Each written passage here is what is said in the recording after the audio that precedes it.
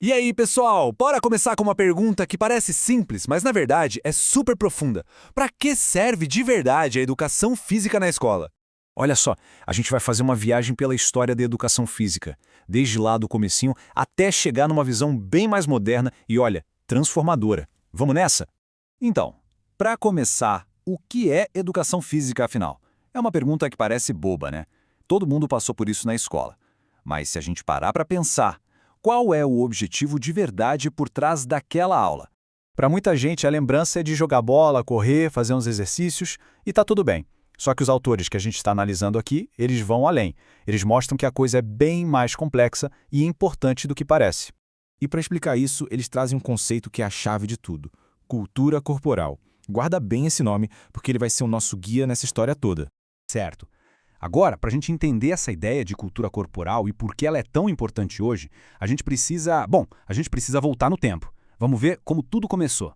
Olha que interessante. A educação física como disciplina escolar não surgiu do nada. Ela apareceu lá na Europa no fim do século XVIII. E por quê? Porque a sociedade estava mudando, era a Revolução Industrial e ela precisava de um tipo específico de corpo, de gente. E aí surgiram dois modelos principais que dominaram o cenário. De um lado, o modelo médico, que via o corpo como uma máquina que precisava ser saudável e limpinha para trabalhar, basicamente. O exercício era tipo um remédio. Do outro lado, o modelo militar, que queria corpos fortes, sim, mas principalmente disciplinados, obedientes. O aluno era quase um recruta, sabe? Os dois modelos viam o corpo como uma ferramenta. E essa citação aqui, nossa, ela resume tudo perfeitamente. A força física, a energia da pessoa, virou uma mercadoria, algo que se vendia, assim como qualquer outro produto para mover as engrenagens da economia daquela época. É bem forte pensar nisso, né? Ok, então a gente sai desse cenário de corpo-ferramenta e avança no tempo. Depois da Segunda Guerra Mundial, o jogo vira. Uma nova influência, super poderosa, entra em campo e muda as regras da educação física. É a era do esporte. O esporte de alto rendimento, de competição, virou febre no mundo todo. E claro, essa onda invadiu as escolas, alterando completamente o que se fazia nas aulas. E aqui está um ponto central da discussão dos autores. Presta atenção nessa diferença. A educação física virou esporte na escola. O que isso quer dizer? Que a escola virou um lugar para achar talentos, para treinar atletas, quase uma filial dos clubes esportivos. O professor era um treinador, o aluno um atleta em potencial, o foco era o resultado, a vitória, totalmente diferente do que seria o esporte da escola, onde o esporte seria uma ferramenta pedagógica, um jeito de educar, um objeto de estudo e não só de prática. Claro que esse modelo, super focado em competição e em formar campeões, começou a ser questionado. Nem todo mundo concordava com isso. Lá pelos anos 70, 80, um pessoal começou a pensar, peraí, será que é só isso? Será que a educação física não pode ser mais do que uma caça a talentos? E foi daí que nasceram os chamados movimentos renovadores.